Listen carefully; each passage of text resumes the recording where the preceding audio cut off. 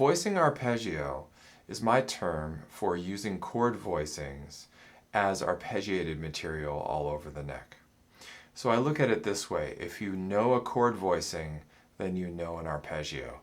This is a very important concept to grasp because you probably already know several chord voicings for each chord type.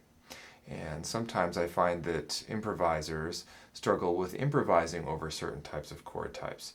This is a great way to really get in there and play chord tones and play great sounding arpeggios immediately.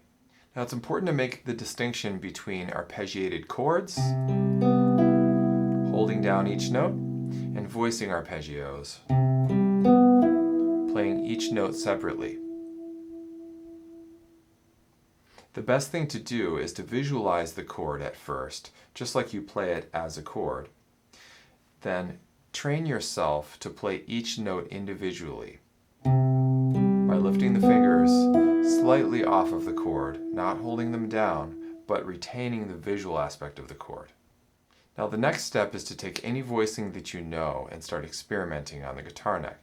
For example, let's take the inversions of C major 7, like this. And let's arpeggiate those voicings.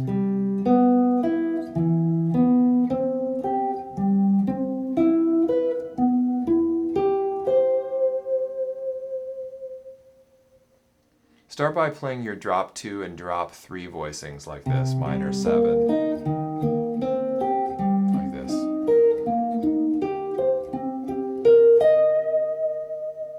Perhaps dominant 7.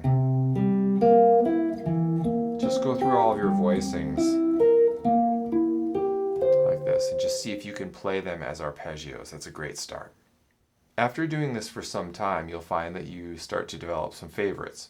And you want to start thinking about how you're going to incorporate these favorite voicings into your solos. So let's say that you like this voicing in particular, the first inversion of C major 7, and you like the way that arpeggio sounds. It's actually a great sounding arpeggio because it's 2/5 intervals.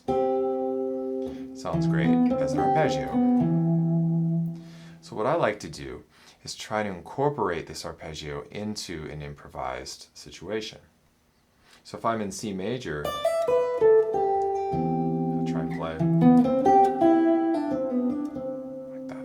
So I started with some melodic material, then I played the voicing one note at a time, then I played out of it. Perhaps I'll play another one.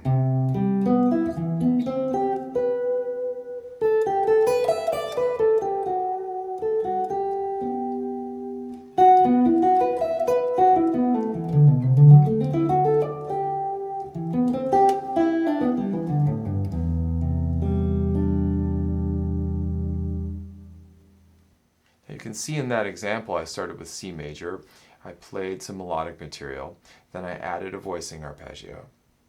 Then I changed the sound to Lydian briefly for a moment and I played this. That was a voicing arpeggio of this chord. And I went back into the Ionian sound.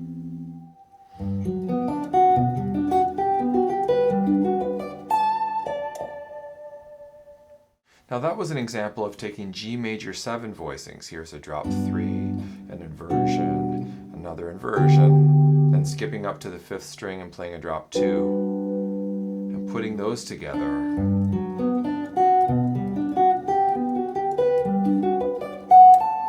playing some melodic material at the top.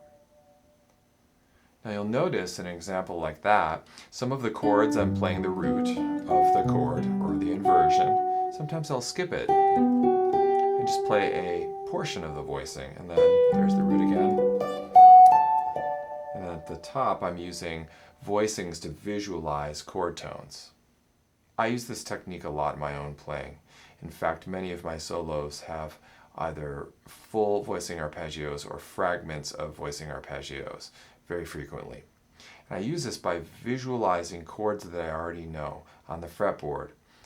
That's a way to just see the fretboard and to help you navigate the current changes that you're playing over. And as I'm visualizing, I go to those and I play them as arpeggios, single note lines.